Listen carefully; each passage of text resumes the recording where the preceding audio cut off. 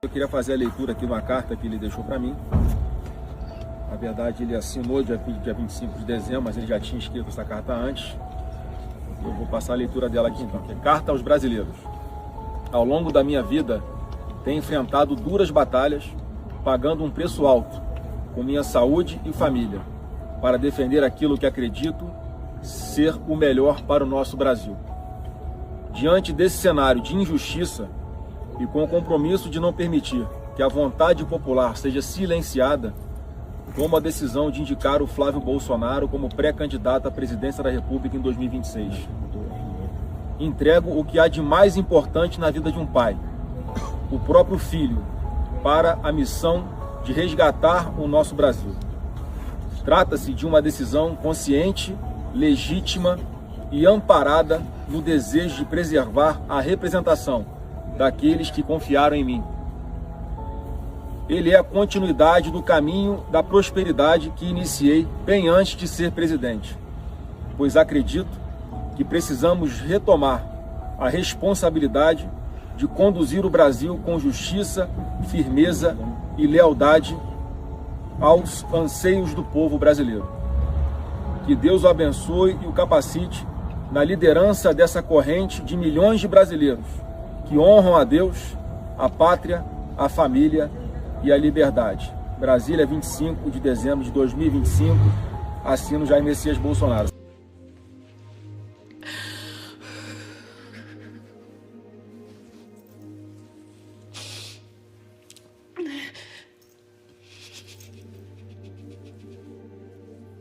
Jair Bolsonaro resolveu fazer aquilo que Lula jamais conseguiria em toda a sua vida.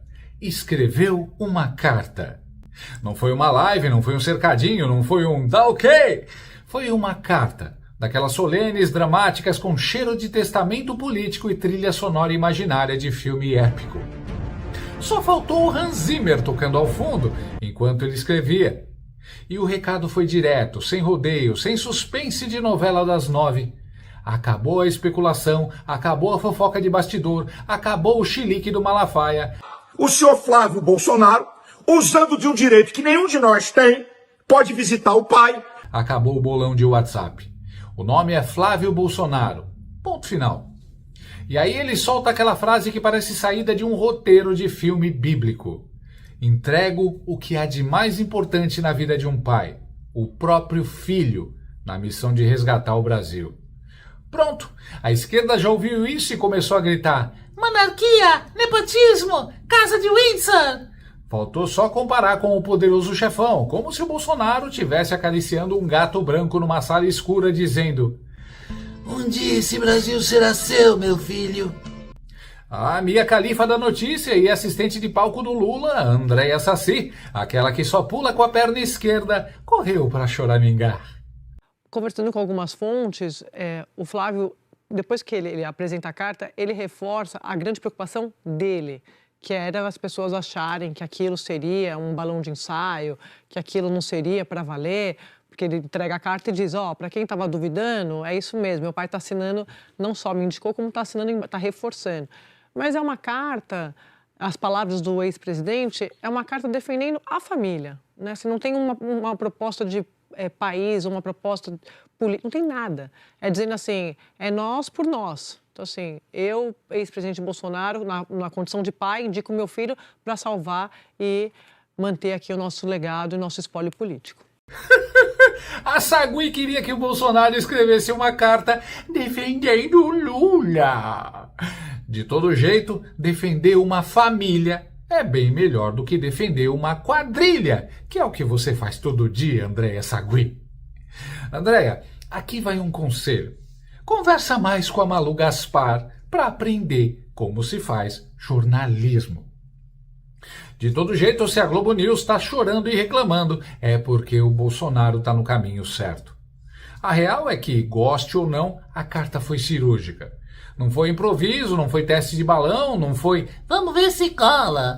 Foi uma escolha clara num cenário político completamente bagunçado, tipo o final de festa universitária às 5 da manhã, quando só sobrou gente estranha e uma cadeira quebrada. Oi, oi, oi, oi, oi, oi, oi. Ô, A carta não é só um gesto simbólico, é um cala-boca geral. É Bolsonaro dizendo: não tem plano B, não tem plano C, não tem Dória versão conservadora, não tem outsider milagroso descendo de helicóptero. É Flávio. E acabou.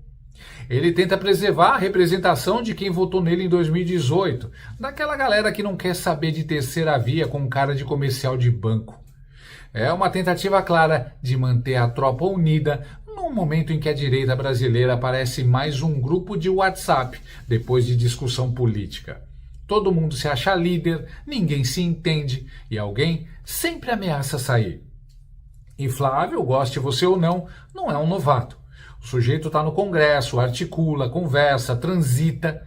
Não é aquele político que acha que governar é postar frase motivacional no Instagram. A pré-candidatura dele, obviamente, vai causar ciúme, ranger de dente e textão indignado dentro do próprio campo conservador. Vai ter gente dizendo que era cedo, que era tarde, que era ele, que não era ele. Normal, política é isso. Ninguém perde eleição. Todo mundo é injustiçado pelo sistema.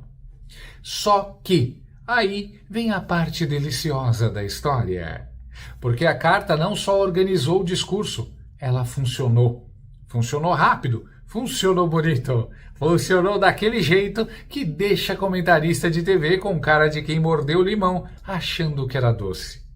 A Paraná Pesquisas, aquele instituto que mais acertou nas últimas eleições presidenciais, aparece com um dado maravilhoso. Lula empata tecnicamente com Flávio Bolsonaro no segundo turno.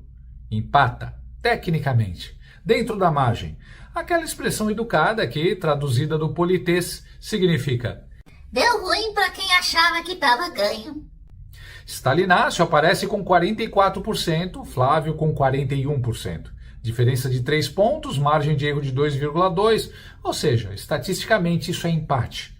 Em outubro, a vantagem do Lula era bem maior. Agora já virou aquela vantagem murcha, tipo as mochibinhas da Janja, tipo balão de festa infantil no dia seguinte. Vem pra cá, por favor. Por favor, por favor, por favor. E o mais engraçado?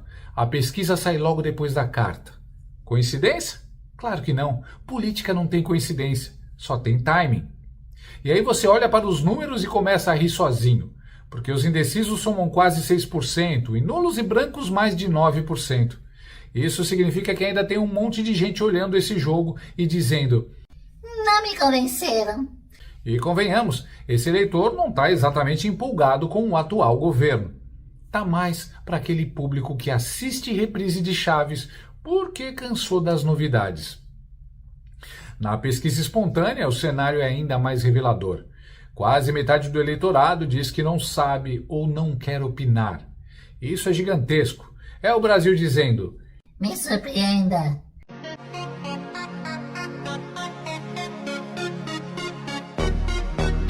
Lula lidera com 24%, Bolsonaro pai aparece com 11% mesmo inelegível, o que por si só já deveria causar pânico em certos gabinetes. Flávio vem com quase 5%, à frente de vários nomes que passam o dia inteiro dando entrevista como se fossem protagonistas de alguma coisa. Tarcísio aparece, Ciro aparece, Ratinho aparece, Michele aparece, Zema aparece, Caiado também. Todo mundo aparece, mas ninguém empolga. Nos cenários de primeiro turno, a coisa fica ainda mais interessante. Quando o nome do Jair Biruliro aparece, Lula lidera, ok, mas no segundo turno, quem mais dá trabalho é o Tarcísio, com diferença mínima. Já quando Flávio entra no lugar do pai, Lula cai para 37% e Flávio já encosta com quase 28%. Isso com campanha inexistente, sem jingle, sem santinho, sem horário eleitoral, sem promessa mirabolante. É só um nome circulando. E aí veio o dado que dói mais. Em um mês, Flávio tirou 8 pontos de distância. 8 em um mês. Lula caiu, Flávio subiu. A tendência é clara, cristalina, óbvia. É aquela curva que todo analista tenta disfarçar com um palavrão técnico, mas que qualquer pessoa normal entende olhando o gráfico. Se continuar assim, em 2 ou 3 meses, Flávio passa à frente. E aí o desespero começa, porque ninguém estava contando com isso. Depois dessa pesquisa, você pode apostar. vai surgir político que nunca falou o nome do Flávio, começando frase com Sempre acreditei. vai ter apoio enrustido saindo do armário, gente que estava esperando para ver. Política é isso, convicção só depois da pesquisa. E o mais curioso é a estratégia.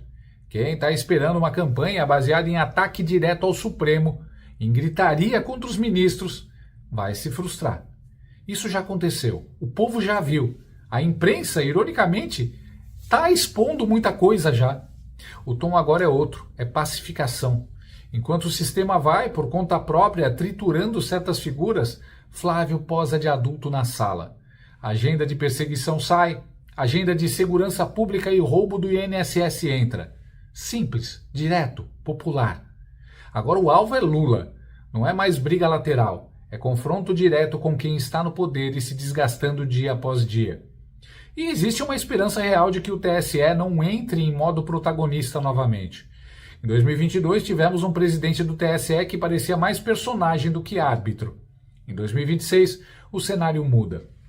A presidência será de Cássio Nunes com André Mendonça de vice. 2 indicados do Bolsonaro. Isso muda o clima. Não garante nada, mas diminui o risco daquele desequilíbrio grotesco que todo mundo fingiu não ver. E não é só isso. O cenário internacional mudou. A América do Sul virou à direita. Os parceiros ideológicos do Lula estão caindo um por um. Maduro está com os dias contados. Petro enfrenta rejeição recorde e eleição em maio, onde deve cair. As eleições fraudulentas na Venezuela e os escândalos aqui colocaram a comunidade internacional em alerta máximo. Tem gente grande olhando, tem lupa, tem pressão. Correm rumores, inclusive, de que em conversas internacionais uma exigência foi clara: eleições livres, auditáveis, reconhecíveis. Caso contrário, os americanos não vão reconhecer o governo. Isso pesa. Soma-se a isso um STF desgastado, exposto, cansado, lidando com crises internas e externas. A última coisa que essa turma quer é bancar um quarto mandato do Lula e fortalecer alguém que pertence a um grupo político, o Foro de São Paulo, rival dos globalistas que bancam o STF. E tem um detalhe que ninguém ignora. Flávio eleito indica 3 ministros para o STF. 3. Se certas peças caírem antes disso, o tabuleiro muda completamente. Sem certos personagens, com novos ministros, a tal pacificação deixa de ser discurso e vira possibilidade real. Não por milagre, mas por rearranjo de poder. A gente sabe que pesquisas já erraram antes, que muitas vezes subestimam candidatos de direita. Mas o dado agora é outro. A Paraná Pesquisas mostra uma trajetória clara. Enquanto Stalinácio se desgasta com crises, escândalos e um governo que parece sempre cansado, a direita se reorganiza em torno de um nome que dialoga com seu eleitorado, fala de liberdade, segurança e responsabilidade fiscal sem histeria.